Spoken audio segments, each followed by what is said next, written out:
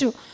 ഓരോ question attend ചെയ്യുമ്പോഴും ഞാൻ വിശ്വാസ പ്രമാണം ചൊല്ലി ഞാൻ ഓരോ ക്വസ്റ്റ്യൻസും അറ്റൻഡ് ചെയ്തുകൊണ്ടിരുന്നു.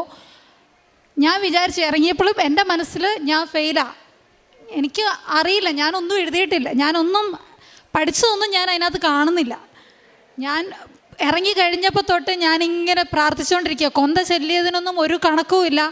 മാതാവിനെ അത്രയ്ക്ക് ഞാൻ സൗകര്യം കെടുത്തി.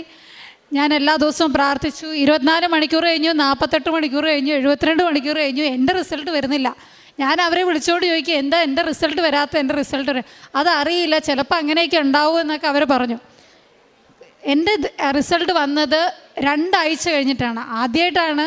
നോർമലി വിത്തിൻ 2 days അല്ലെങ്കിൽ ഒരു 1 വീക്കെങ്കിലും പോയാലും കുഴപ്പമില്ല. പക്ഷേ എനിക്ക് എൻ്റെ റിസൾട്ട് വന്നത് 14 daysന് ശേഷമാണ്. അതിനുശേഷം അപ്പോൾ എനിക്ക് റിസൾട്ട് വന്നു, ഞാൻ പാസ്സായി. പിന്നെ ഡാറ്റ ഫ്ലോ കാര്യങ്ങളൊക്കെ